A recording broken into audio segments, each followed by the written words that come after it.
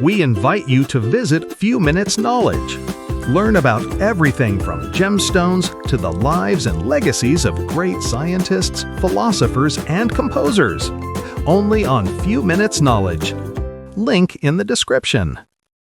Meditations by Marcus Aurelius, the second book.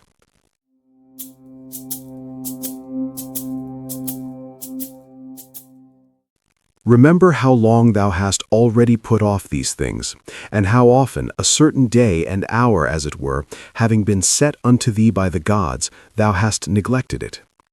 It is high time for thee to understand the true nature both of the world, whereof thou art a part, and of that Lord and Governor of the world, from whom, as a channel from the spring, thou thyself didst flow, and that there is but a certain limit of time appointed unto thee, which if thou shalt not make use of to calm and allay the many distempers of thy soul, it will pass away, and thou with it, and never after return.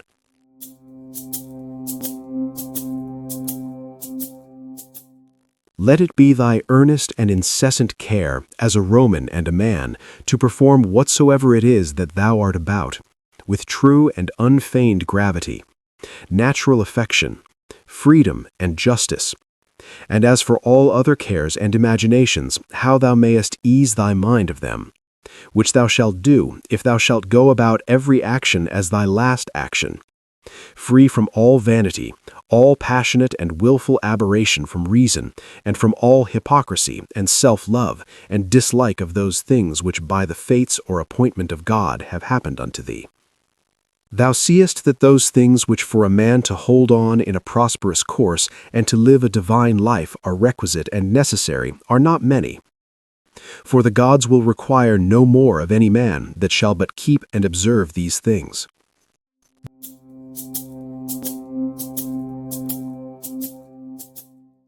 Do, soul, do, abuse and contemn thyself. Yet a while, and the time for thee to respect thyself will be at an end.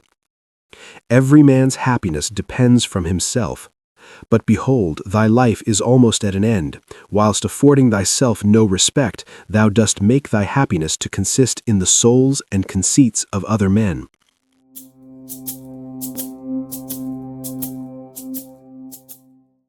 Why should any of these things that happen externally so much distract thee?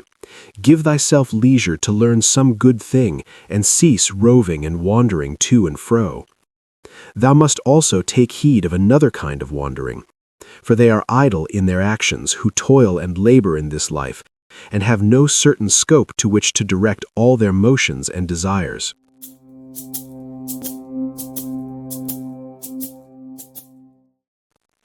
For not observing the state of another man's soul, scarce was ever any man known to be unhappy. Tell whosoever they be that intend not and guide not by reason and discretion the motions of their own souls, they must of necessity be unhappy.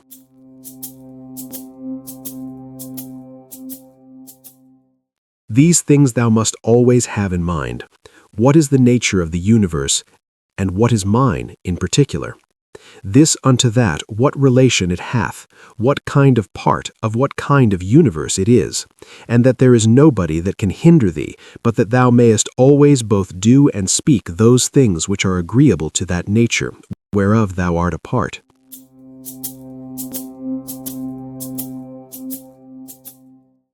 Theophrastus, where he compares sin with sin, as after a vulgar sense such things I grant may be compared, says well, and like a philosopher, that those sins are greater which are committed through lust than those which are committed through anger.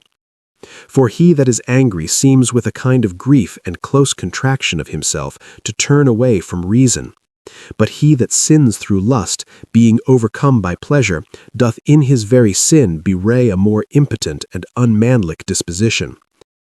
Well then, and like a philosopher doth he say, that he of the two is the more to be condemned, that sins with pleasure, than he that sins with grief.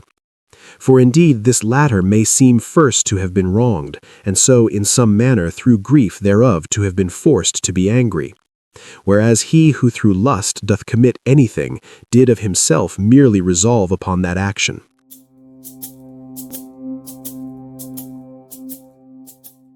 Whatsoever thou dost affect, whatsoever thou dost project, so do and so project all, as one who, for aught thou knowest, may at this very present depart out of this life. And as for death, if there be any gods, it is no grievous thing to leave the society of men. The gods will do thee no hurt, thou mayest be sure. But if it be so that there be no gods, or that they take no care of the world, why should I desire to live in a world void of gods and of all divine providence? But gods there be certainly, and they take care for the world. And as for those things which be truly evil, as vice and wickedness, such things they have put in a man's own power, that he might avoid them if he would. And had there been anything besides that had been truly bad and evil, they would have had a care of that also, that a man might have avoided it. But why should that be thought to hurt and prejudice a man's life in this world, which cannot any ways make man himself the better or the worse in his own person? Neither must we think that the nature of the universe did, either through ignorance pass these things, or, if not as ignorant of them, yet as unable either to prevent or better to order and dispose them. It cannot be that she, through want either of power or skill, should have committed such a thing, so as to suffer all things both good and bad equally and promiscuously to happen unto all both good and bad. As for life, therefore, and death, honor and dishonor, labor and pleasure, riches and poverty, all these things happen unto men indeed, both good and bad, equally, but as things which of themselves are neither good nor bad, because of themselves, neither shameful nor praiseworthy.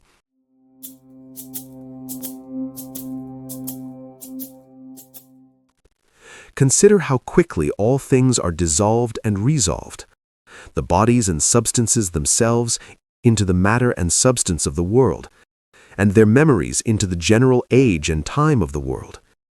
Consider the nature of all worldly sensible things, of those especially which either ensnare by pleasure, or for their irksomeness are dreadful, or for their outward luster and show are in great esteem and request. How vile and contemptible, how base and corruptible, how destitute of all true life and being they are.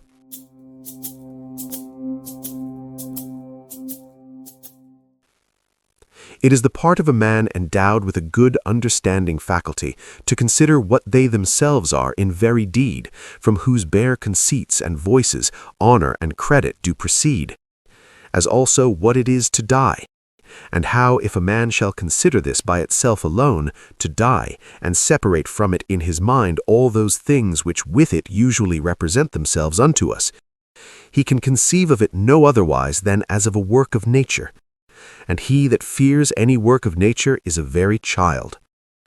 Now death, it is not only a work of nature, but also conducing to nature.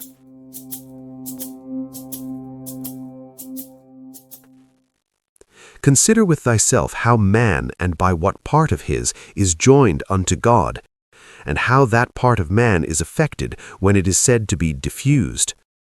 There is nothing more wretched than that soul, which in a kind of circuit compasseth all things, searching, as he saith, even the very depths of the earth, and by all signs and conjectures prying into the very thoughts of other men's souls, and yet of this is not sensible that it is sufficient for a man to apply himself wholly, and to confine all his thoughts and cares to the tendance of that spirit which is within him, and truly and really to serve him. His service doth consist in this, that a man keep himself pure from all violent passion and evil affection, from all rashness and vanity, and from all manner of discontent, either in regard of the gods or men. For indeed, whatsoever proceeds from the gods deserves respect for their worth and excellency, and whatsoever proceeds from men, as they are our kinsmen, should by us be entertained with love always. Sometimes, as proceeding from their ignorance of that which is truly good and bad, a blindness no less than that by which we are not able to discern between white and black, with a kind of pity and compassion also.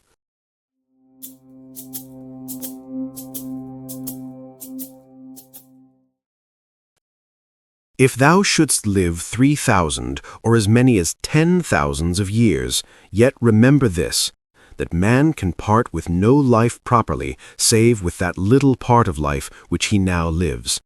And that which he lives is no other than that which at every instant he parts with. That then which is longest of duration and that which is shortest come both to one effect.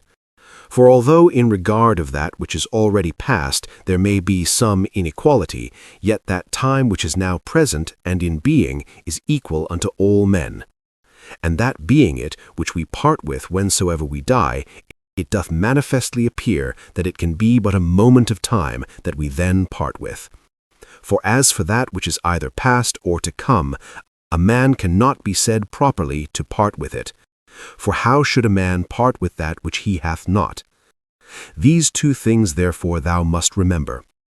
First, that all things in the world from all eternity, by a perpetual revolution of the same times and things ever continued and renewed, are of one kind and nature, so that, whether for 100 or 200 years only, or for an infinite space of time, a man see those things which are still the same, it can be no matter of great moment.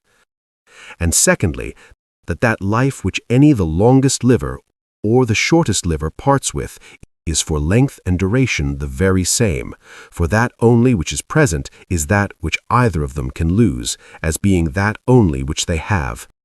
For that which he hath not, no man can truly be said to lose.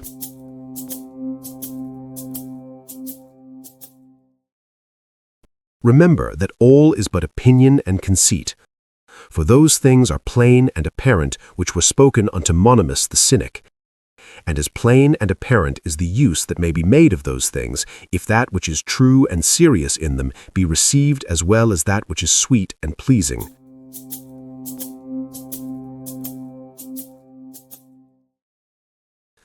A man's soul doth wrong and disrespect itself, first and especially, when as much as in itself lies, it becomes an apostemy, and as it were an excrescency of the world.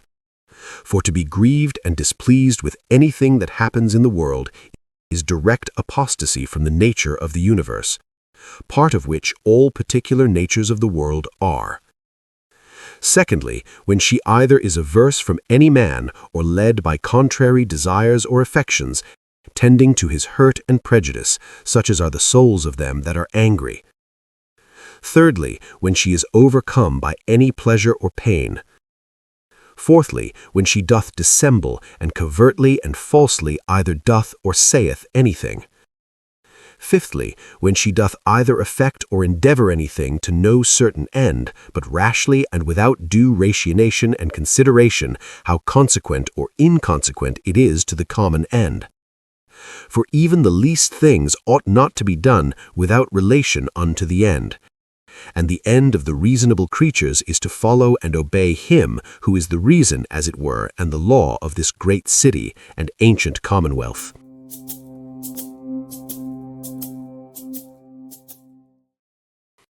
The time of a man's life is as a point, the substance of it ever flowing, the sense obscure, and the whole composition of the body tending to corruption. His soul is restless, fortune uncertain, and fame doubtful. To be brief, as a stream, so are all things belonging to the body. As a dream, or as a smoke, so are all that belong unto the soul. Our life is a warfare and a mere pilgrimage. Fame after life is no better than oblivion. What is it then that was adhere and follow? Only one thing, philosophy. And philosophy doth consist in this, for a man to preserve that spirit which is within him from all manner of contumelies and injuries, and above all pains or pleasures. Never to do anything either rashly or feignedly or hypocritically. Wholly to depend from himself and his own proper actions. All things that happen unto him to embrace contentedly, as coming from him from whom he himself also came. And above all things, with all meekness and a calm cheerfulness, to expect death, as being nothing else but the resolution of those elements of which every creature is composed. And if the elements themselves suffer nothing by this their perpetual conversion of one into another, that dissolution and alteration which is so common unto all, why should it be feared by any? Is not this according to nature? But nothing that is according to nature can be evil.